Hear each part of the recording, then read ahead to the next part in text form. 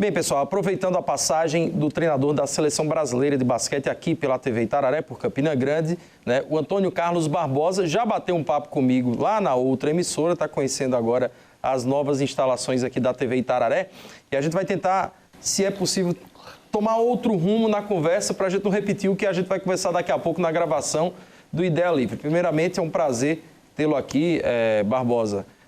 Dizia da outra vez que a gente lhe conhecia por Barbosinha, você dizia, nem eu sabia que era chamado assim.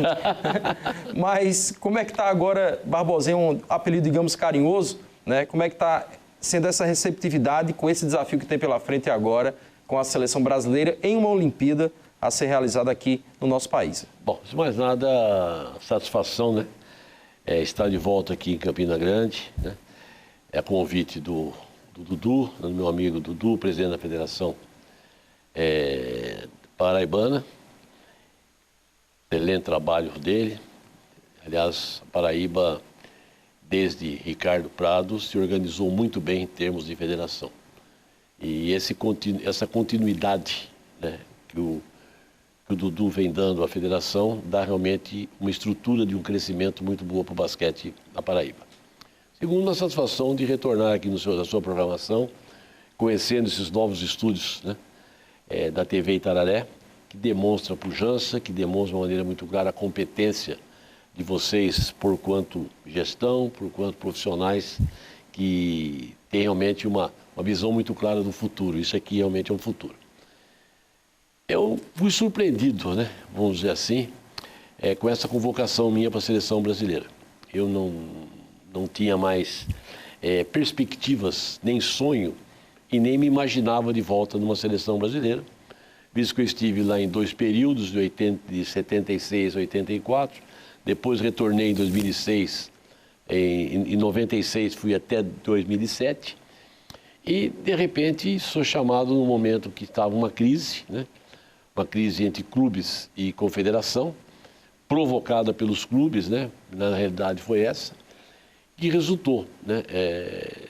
Juntando, vamos dizer, o Zanon com problemas de saúde, pediu demissão, saiu da seleção, e outra exigência que eles tinham era de uma diretora feminina, que desde a saída da Hortência não teve outra diretora feminina. Aí a confederação me convidou para ver se eu aceitava ser técnico e a Adriana ser a diretora feminina. Com isso aí pensamos que estaria resolvido a questão boicote, né? Mas não, eles queriam realmente, eles escolherem o técnico e eles escolheram o diretor. Quer dizer, fisiologismo puro, legislar em causa própria, simplesmente. E eu, de repente, volto, né, preocupado como seria essa receptividade da minha volta perante a imprensa, porque hoje nós temos que entender que existe muito blog, né? Existem muitos sites, muito fakes, né? E na medida que a internet moderniza, diminui as distâncias, acelera os processos, ela também dá muita voz a covardes, né? Ela desinforma também. E também dá muito voz àqueles que não têm coragem de assumir situações e se escondem, né, atrás de fakes e começam... Então eu pensei muito, sabe, em assumir em razão disso. Porque eu acho que eu construí uma vida e não tenho muita mais paciência para algumas situações. Você tem que conviver quando você está no comando de uma seleção. Mas, surpreendentemente, a minha volta foi extremamente bem aceita. Talvez, né, ou com certeza, pela sequência de resultados muito ruins que o basquete feminino teve a partir da minha saída.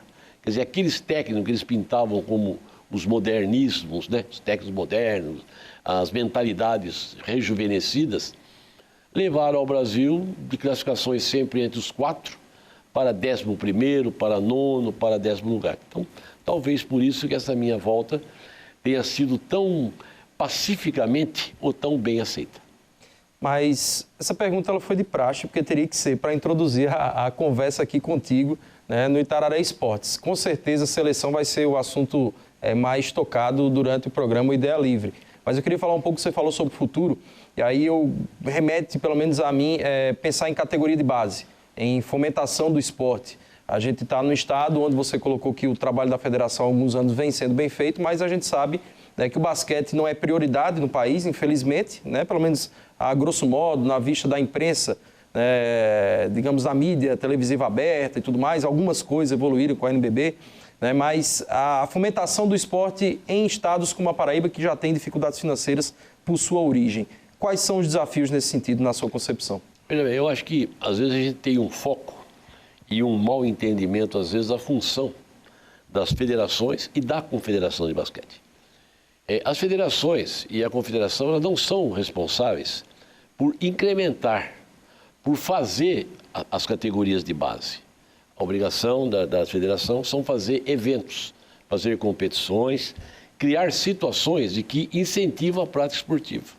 Agora, esse fomento na base, essa parte formativa, tem que ser justamente uma parceria, que eu digo sempre, federações com o poder público.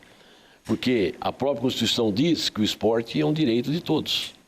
Então, na medida que o poder público não cria mecanismos, não criam programas, projetos, para que a criança tenha a oportunidade de ter acesso à prática esportiva, seja basquete, handebol, atletismo, natação, voleibol, ele está tirando um direito do jovem de se ter uma oportunidade de uma ascensão socioeconômica, né? Porque na medida que ele cresce, que ele tem uma aptidão para uma prática esportiva, obviamente ele vai ter uma mudança no patamar social dele. Sem falar em inserção social, em investimento em segurança pública a curto e médio prazo, porque na medida de saúde, sem tirar isso aí, vamos ser direto e objetivo. Agora, aí cabe aqui ao seu Dudu, a Federação Paraibana, fazer campeonatos de base, fazer campeonatos mirim, fazer campeonato mini, trazer técnicos para capacitar, fazermos clínicas para capacitar os profissionais locais, tanto da capital como do interior, porque o que nós vivemos muito são de pessoas abnegadas que não têm condições de fazer essas atualizações, vamos chamar assim, essa troca de experiências, essas novas informações ou as informações que eles nunca tiveram. Então, eu acho que são alguns patamares que têm que ser atingidos. E a confederação, vamos dizer, a grande mentora de tudo, porque na minha concepção, as federações são células, né, de uma grande estrutura que é a confederação. Isso. Essa confederação tem que buscar mecanismos de também auxiliar, de fomentar junto, de estruturar junto às federações, para que elas possam exatamente agir nessa direção. Pois é, a gente já sabe, como eu falava há pouco, sobre o basquete ter ganho um espaço maior na mídia e aí, de certa forma, uma coisa puxa a outra, né? Quem não lembra, na década de 90, por ser conterrâneo meu, eu vou usar como exemplo, o Gustavo Kirten, quando, né, explodiu no mundo do tênis, né, a gente começou a ver matérias nas TVs justamente sobre a busca da criançada nos clubes, pela prática, justamente porque tinha-se uma referência. Uma coisa para você sempre estar ligado à outra, vai precisar o basquete voltar a ser vencedor, em ter uma notoriedade como já teve em outros momentos, para que também haja esse estímulo, porque não adianta só... A gente sabe que dentro das escolas, às vezes tem a educação física, tem o basquete, tem o vôlei e tudo mais, mas depende de cada um buscar aquilo ali, ter uma identidade. Como, digamos, incentivar, né, onde as referências ainda, pelo menos agora, né, parecem estar um pouco em baixa ou individualizadas, digamos assim, com a NBA e um outro jogador? Eu não acho que o basquete esteve em baixa, veja bem. Às vezes a falta de grandes conquistas, claro, ela não afasta totalmente o jovem, né? Porque nós temos...